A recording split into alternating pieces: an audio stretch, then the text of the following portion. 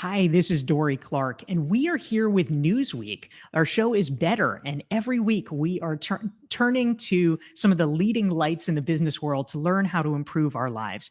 And today we're here with Daniel Pink, who is the author of the new book. We even have a prop, The Power of Regret. And Dan is joining us from San Francisco on his book tour. Dan, it's wonderful to have you here. Dorie, always a pleasure. Thanks for having me. Wonderful. And thanks to everyone who's tuning in. I see comments already streaming in. If you're joining us live, please feel free to type into the chat box and let us know who you are and where you are calling in from. We're going to be taking your questions for Daniel Pink, and we want to hear what's on your mind. So, Dan, the first question that I have is, in your book, the Power of Regret, most people, of course, think of regret as a negative emotion, something that they, don't want to have, they don't want to deal with. But you are arguing that this is not a bug in the human psyche, that it's actually a feature, that there's some positive elements. Why is it that evolution seems to think that this painful, uncomfortable thing is good for us? Great point. I mean, I wish I had used that phrase. It is a feature, not a bug. That's a great way to put it. But here's the thing. Let's acknowledge first, exactly, you said, Dorie, that it is negative. It's a negative emotion. We don't like it. I don't like experiencing regret. Nobody likes experiencing regret. And you've hit on a conundrum. Exactly. So here you have this thing. We are these pleasure-seeking creatures, and yet we have this thing that is ubiquitous, this emotion that is ubiquitous. It feels bad. Why does it exist? It exists because it's good for us. Because it instructs, because it clarifies if we deal with it right, which is why this philosophy of no regrets, which is so popular out there, is a bad idea. Evolution programmed, our cognitive machinery is pre-programmed for regret because it's useful if we deal with it right. It can help us make better decisions. It can help us deepen our sense of meaning. It can help us solve problems more quickly and more easily. And the question is, how do we deal with it? How do we deal with it effectively? Not ignoring our regrets, not wallowing in them, but using them as signals for improvement. Yeah, I think that's really interesting. And one of the aspects of the book, Dan, that I thought was fascinating is you talked about how all the research over the years, it seemed you were very comprehensive in surveying the research literature that, for 50 plus years, people seemed to group regrets categorically. Oh, it's a regret about relationships. It's a regret about work. And you have discovered in the course of your analysis these four sort of underlying structures about types of regrets that actually can unveil a lot more about how humans think about regret and what they want to do, what they wish they had done. Can you talk to us briefly about what those four underlying categories are? Sure. So this is so for years, exactly as you say, Dorie, scholars, pollsters and scholars have tried to group people's regrets into the domains of life. This is a family regret. This is a career regret. This is a romance regret. I did a piece of quantitative research of my own where I did the same thing, where I asked people their regrets and had them group them into these domains. And what the conclusion that I and others kept coming to is like, wow, people's regrets are all over the place. Okay. So I also did something else where I collected 16,000 regrets from people in 105 countries. And what I found is that when you actually read over these things, thousands and thousands and thousands of them, you notice something happening beneath the surface, precisely as you say. So so one regret is one of these four core regrets are what I call foundation regrets. Foundation regrets are if only I'd done the work. And these are regrets about health. Okay. Oh, I didn't take care of my body. I didn't eat right. And now I'm paying the consequences of that. But there are also regrets about finances. Oh, if only I'd saved more money, I'd been less frivolous. There are regrets about education. If only I'd worked harder in school. So it's small decisions that accumulate and then destabilize your life in the future. So that's foundation regret. Another second regret are boldness regrets. Boldness regrets are if only I'd taken the chance. And again, exactly as you say, it spans domains. So it's regret about not asking somebody out on a date. It's regret about not traveling. It's regret about not starting a business. You're at a juncture. You can play it safe. You can take the risk. You end up not taking the risk, and you regret it. So that's boldness regrets. Third category, moral regrets. If only I'd done the right thing. Pretty straightforward. You're at a juncture. You can do the right thing. You can do the wrong thing. People do the wrong thing. they regret it. Not everybody, but most of us. and the specifics there, we had in this database of 16,000 regrets, huge numbers of regrets about bullying, very sort of alarming numbers of regrets about marital infidelity. And then the final one is connection regrets, which is if only I'd reached out. And these are all about relationships, not about romantic relationships necessarily. In fact, mostly not romantic relationships, but regrets about friendships, about siblings, about parents, about other kinds of relatives. Relationship should be intact or was intact. It comes apart, usually in a drifting, undramatic way. I should really reach out. No, it's going to be really awkward if I reach out, and they're not going to care. So it drifts even further, and you regret it even more. And so these were the 4 things that came up over and over and over again, interestingly, around the world. Yeah, that's a really interesting insight that gets a little deeper into the core of what we're experiencing. So thank you for sharing that, Dan. We're here with Daniel Pink. He's the author of the new book, The Power of Regret. And if you want to learn more about Dan and this book and his previous books, go to danpink.com. Yes. And there's the book right there. We also wanted to take a moment to say hi to some of the great folks who are tuning in from around the world. Thanks for joining us on the live stream. We have Ahmed from Switzerland, Raul from Delaware, Becky's here from Georgia, Kristen from Dallas. We've got Robert here from California and Robin in Toronto. Darcy's here in Florida, Todd from New York. We've got Cheryl in Minnesota, Harsha from London, Christopher from Massachusetts, Tanya from Sacramento, Michelle from California, Lynn from Washington, and many more. We're so glad to have you. Wow, and please cool. feel free. Yeah, so many, right? Yeah. Well, just from all over. It's great to see. Yes, it absolutely is. And welcome everyone. Please type your questions for Dan Pink into the chat box. We'd love to hear what's on your mind. And Dan, as folks are doing that, one of the things that I was curious about. So for a lot of people, and you were alluding to this, I mean, regret is not a pleasant emotion. It's not something that we're relishing exactly. But if someone is watching this, if they're in a position where they say, you know, I probably should be looking at my regrets a little bit more, it's something we might hesitate to do because it feels painful. It feels uncomfortable. Yeah. If they're trying to get started, but they feel like there's just sort of this hurdle. How do we actually even get started with that? If, for instance, as in the book, you tell the story about someone who lost touch with her friend for 25 years and just feels so weird, so awkward calling her. How do we actually get someone over that hurdle to take some kind of action or to lean in and face this? Well, it's a great question, and it's at the core of this idea. And I actually think there's even a bigger question embedded in there, which is like, how do we deal with negative emotions in general? And again, I want to go back to something that you said before, Dorie, which is exactly right. This is a negative emotion. All right. Regret doesn't feel good. Regret instructs, but it doesn't feel good. The thing is, you can't have the instruction without the negative feeling. And so the question is, how do we deal with that negative feeling, which is exactly what you're asking here. And I think that there are 3 relatively simple steps. I sometimes like to look at it as inward, outward, forward. Inward, outward, forward. So inward, you begin with, how do you think about yourself? You have a regret about not keeping in touch with somebody. You have a regret about some moral breach. You treat yourself with kindness rather than contempt. The way that we talk to ourselves is typically so cruel, so mean, so vicious. We would never talk that way to anybody else, but we talk that way to ourselves. It's like that old joke where a guy goes to the doctor's office and he says, "Doctor, it hurts when I do this." And the doctor says, "Don't do that." And so my advice is, don't do that. Don't beat up on yourself. Talk to yourself the way that you would talk to a friend. And so treat yourself with kindness rather than contempt. Recognize that your regrets are actually not that special. They're very common. They're part of the whole human experience. And that any misstep that you make is a moment in your life, not definitional of your life. So that's inward. Outward. Disclose, man.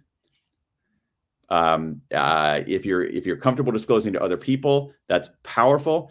Even if you simply write about your negative emotions, that is helpful too. What happens is that these negative emotions, this pain, this bad feeling, is very amorphous. And when we convert it into language, either by talking about it or by writing about it, we make it less menacing. They take it from this amorphous negative blob into these very concrete words. That makes it easier to reckon with and make sense of. And then finally, forward. You got to find a lesson from it. And the way we do that is we tend to be terrible at solving our own problems, and pretty good at solving other people's problems. So what you have to do is, in a sense, convert yourself into somebody else. And so you can do it by goofy things like talking to yourself in the third person. So if you're trying to figure out what the lesson is you learned from one of your regrets, Dorie, you don't say, what should I do? You say, what should Dorie do? There's some other kinds of really interesting things like time travel, which I think is really useful with regret, is saying, okay, I'm gonna place a phone call to the Dorie of 2027. What does Dorie 2027 want Dorie of 2022 to do right now? And that's often very clear. My favorite decision-making tool of any kind, when you're at a decision point and you're not sure what to do, is ask yourself, what would you tell your best friend to do? And when people do that, they always know. And so what you do, treat yourself with kindness rather than contempt, with self-compassion, disclose it and make sense of it by converting it to language, and then take a step back and extract a lesson from it. And if we do that, it's not that hard. It's not that complicated. We end up being better. And here's the thing. It's like, we can ignore our negative emotions, but that's not going to work forever. So when we ignore our negative emotions and they pile up and they finally break down the door, we get completely hobbled by them. And if we just have a way of saying, I have a systematic way of dealing with negative emotions, particularly our most common negative emotion, regret, it's really, really helpful to us. Yeah, that's really interesting. And thanks for encapsulating that so clearly, Dan. That's great. We're here with Daniel Pink. He is the author of the new book, The Power of Regret. You can learn more about him. Check out his work. Sign up for his email list, 170,000 strong, at danpink.com. And we want to say hi to some of the great folks tuning in. We've got Joel from Angola. We have Nathaniel in Austin. Yeah, Angola in the house. Molly's here from Bozeman, Montana. Brian from Seattle. Annette in SoCal. We've got Diane. We've got Jackie in Orlando, Willie from Lancaster, Pennsylvania. We've got Peterborough, UK, Japar from Zurich, and many more. Oh, wait, and how can we forget Vashmi Jahan from Baku? So glad to have all of you. Now, Dan, we had a question come in that I didn't realize you had such a continent, like, well, we have every continent on here except for Antarctica. Where are the Dorie Clark Antarctica fans? It's true. It's vastly underrepresented. So if Antarctica's in the house, I heard that you were huge in Antarctica. I'm sorry to let you down. Yeah. Next time we'll get it going. But in the meantime, we have an awesome question from Constance, our fellow author. I believe you actually maybe even blurbed one of her books, if I recall correctly. Constance. Oh, hey, Constance. She wants to know, how did you come to be curious about this? You often, Dan, have picked really interesting topics. You had Drive, which was about the science of motivation. You had To Sell is Human, about selling. Free Agent Nation, which was an early book about some of the trends we're experiencing in the workplace today. How did regret come to be your topic? Well, part of it was I was dealing with, sort of reckoning with regrets on my own, Constance. And again, not to sound like an old man here, but I don't know if I would have written this book in my 30s. I don't think I had enough mileage on me. In my 50s, it felt somewhat inevitable because I had mileage behind me, I had mileage ahead of me, and I was reckoning with it. And the other thing that I found, and I think, Constance and Dorie, as writers yourself, is that when I started thinking about this and was sort of catalyzed by one of my kids' college graduations, I began thinking about my own regrets, and I just ended up talking about them with other people. And I found that people, in contrast to this idea, like, oh my God, don't ever talk about regret, no regrets, that people, when I raised the topic of regret, people leaned in. And again, I want to emphasize, I don't mean that metaphorically. I mean, like, they would say, really, that's so interesting. You know what I mean? And that's a really great reaction. Like, you don't get that reaction with everything. And so, this, Dorie, every once in a while, there's an idea that sort of takes hold and you're like, I got to figure this out. And so it was really just, I was snagged by the curiosity of figuring out this emotion. And then the more I dug, the more I became convinced that we'd totally gotten it wrong. Or to put an even finer point on it, that we'd been sold a bill of goods in the form of the no regrets philosophy. Yeah. Thank you, Dan. That's great. Dan Pink, author of The Power of Regret. Check out his work at danpink.com. And if you want to make sure that you never miss one of our weekly Newsweek sessions, it's every Thursday at 12 p.m. Eastern, 9 Pacific. You can go to dorieclark.com. You can sign up for the email list and get a self-assessment there, and you'll get reminders about these conversations. If you're enjoying this, hit the like and share button so your friends can benefit as well. And Dan, a great question came in from Todd, a personal one. He is alluding to the fact you're saying, okay, I couldn't have written this book in my 30s, but in my 50s, I now have the perspective. You said you have some regrets. Todd is curious if you can talk a little bit more about them. He's putting me on the hot seat as well. That's cool. Can you give us an example? I got all kinds of them. I'll give you one. I'll give you one that really bugs me, Todd. In Dorie is kindness regrets. In this database of 16,000 regrets that I have a huge number of regrets about bullying.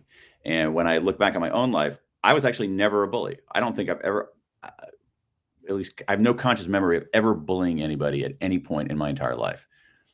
But there were many circumstances in my life as a younger person, both sort of elementary school, junior high, high school, college, as a younger person in the workforce, where I saw people being mistreated. I saw people being left out. I saw people being excluded. And I knew that was happening. And I knew that it was wrong. And I didn't do a damn thing. I didn't speak up. I didn't step in, and that bugs me. It bugs me even a little talking about it right now.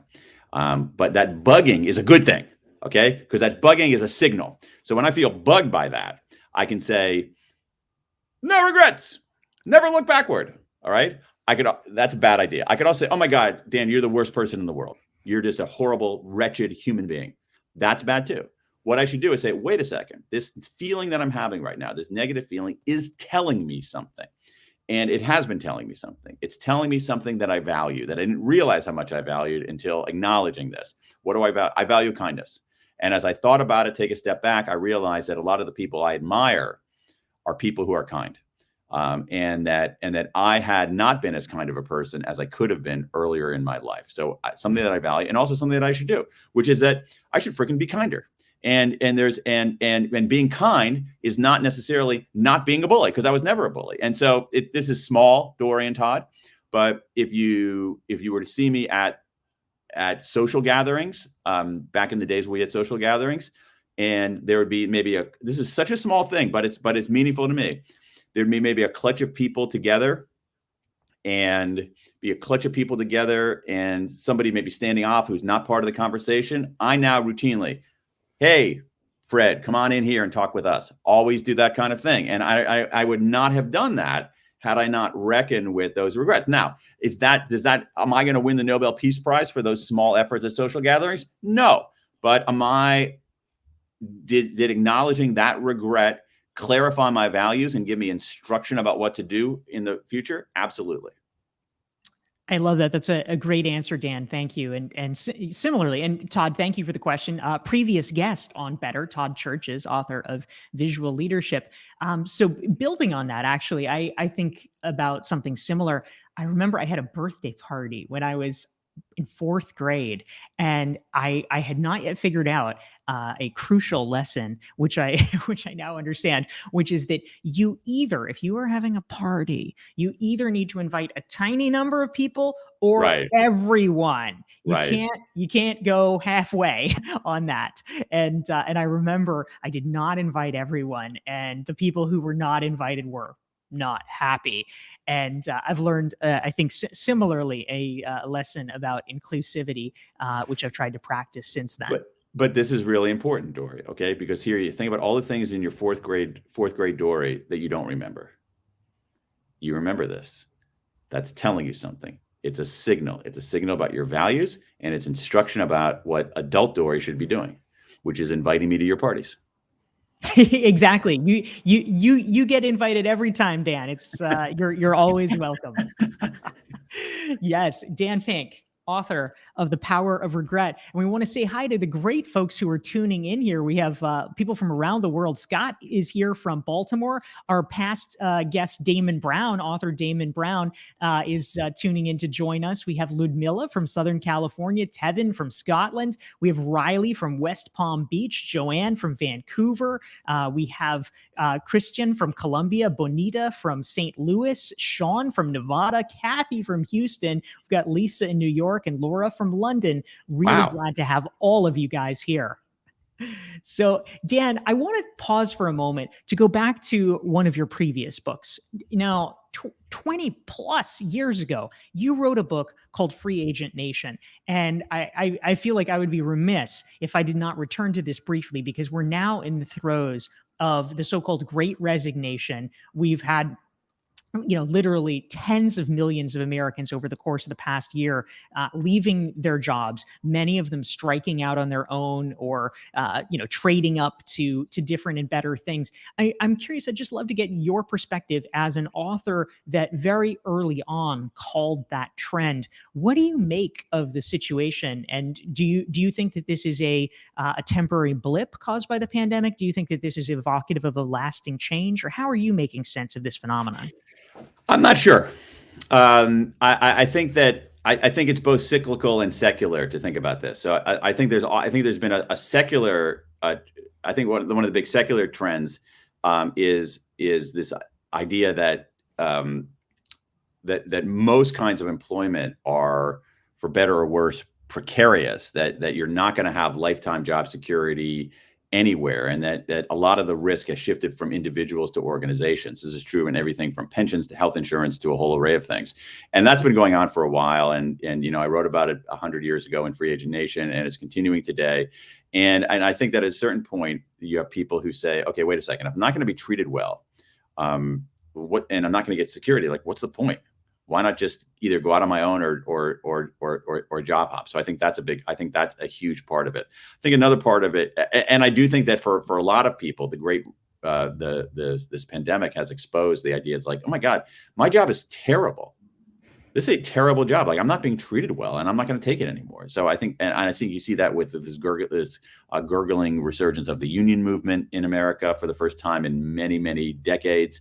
So I do think there's something secular going on here, and that people are trying to work smarter, live a little bit better, use their work as a source of meaning, and not endure all of the BS. At the same time, there's also the cyclical trend that the labor markets are really tight right now, and so people have a lot more say. I think that the bigger issue is that in general, in the labor markets of America, talented people need organizations less than organizations need talented people. That if you have talent, you have a lot more opportunities. The problem is that a lot of people haven't been able to nurture their talent as robustly as other people have, and so that's a huge public policy question. Yeah, really interesting, Dan. Thank you very much. We're here with Daniel Pink, author of The Power of Regret. His website is danpink.com. You can learn about him. You can pick up a copy of his book. If you're enjoying the conversation, hit the like and share button so that your friends can enjoy Dan's insights as well on our weekly Newsweek Better show. Dan, a question that came in from one LinkedIn user that I think is interesting, probably on a lot of people's minds because these emotions seem to often be correlated. They want to know how does guilt correlate to regret? By dealing with that negative emotion, do we lessen it? How do those two emotions kind of work together? Yeah, it's a super interesting question. In my view, guilt is a component of regret. So guilt is, when I talk about these four core regrets, these moral regrets, guilt is a component typically of these moral regrets. What's interesting about guilt is that guilt is not always, but it's often the result of an action. All right, I hurt somebody, I wronged somebody, I cheated, I lied. All right, so it's often, not always, the result of an action. The majority of people's regrets are inactions. So it's harder to have, it's harder, not impossible to have a regret about an inaction. So I look at guilt as a subset of regret, particularly when it comes to moral actions. And the thing about guilt is that we have mechanisms to deal with that in some ways. So if I've hurt somebody, I can apologize. If I've stolen from somebody, I can make amends. There are ways to undo. With action regrets, we can undo them. We can make restitution. We can take action to make the other side whole. With inaction regrets, we don't have those options, which is why inaction regrets linger for so long. Yeah, that's such a good observation. It's true. It's kind of creating this open loop that can't be resolved in some way. Right, exactly. That's exactly what it is with inaction regrets. The question of what if lingers. It's exactly right. So with certain kinds of action regrets, you can close the door. So for instance, I have a lot of people in this book, as you know, Dorie, who went out and got themselves tattoos that say no regrets. But then I have a guy who went and got a tattoo that's on his left arm, because he was in the military, he was in the army, and that's the arm he would see when he was shooting his rifle. He got a tattoo that said no regrets on his left arm. And then 14 years later, he regretted that and had his tattoo removed. So you can undo certain kinds of regrets. Yes, thank goodness. Many of them are reversible. That's great. Right. Well, you had your no regrets tattoo removed, right, Dorie? Oh, totally. Yeah. You used to be right here. So we want to say hi to some of our great friends tuning in. Justine is here from Poland. Jenny is here from the Dominican Republic. Jay from Charlotte, North Carolina. We've got Adnan from Turkey, and we have Sayed from Iran, Marcy from New Jersey. We've got Richard in Pittsburgh, with Matthew from Ohio. We have Holly from the Hudson Valley. So welcome to all of you, and we're so glad to have you here with a conversation with Dan Pink. Now, Dan, one of your previous books, your very successful previous book, was called Drive, and I'm curious. Over the past 2 years of the pandemic, so many people have been languishing. So many people have felt just an utter lack of motivation, or kind of overall discombobulation.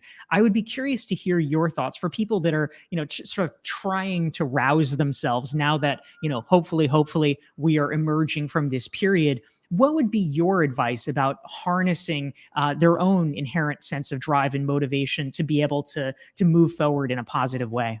Yeah, I think one of the most important things is to normalize that feeling, to recognize how ubiquitous it is. I feel that way too. And so you're not alone, and what's happening now is perfectly understandable. Now, as for the remedies, there are some interesting things that one can do to find some remedies. And my read of the research is that two of the things that are most important are developing things that are so engaging they put you into a flow experience. A flow experience is when the challenge is so exquisitely matched to the task that you lose a sense of time, you lose a sense of self, you're really into it. So find things, if you can, in your life, in your work, where you're experiencing that state of flow. You're not going to be in that state of flow all the time, but those moments of the state of flow, in that state of flow, will actually sustain you during those moments when you are feeling lesser and more painful emotions. That's one thing. The second thing is doing things that have a purpose. I'm very taken by a lot of the research on purpose, showing that one way to overcome that feeling of stall, of languishing, of being thwarted, is to not so much focus on what am I going to do to get out of that ditch, but to actually think about what can I do that has a higher purpose? What can I do to contribute to the world? What can I do to help another person? What can I do to sort of go beyond myself? And in a weird, almost paradoxical, Zen-like way, that when you go beyond yourself, you actually, the knock-on effect is that you help yourself. So look for flow experiences. So I guess it's three things. Don't freak out that you're alone, because you're not.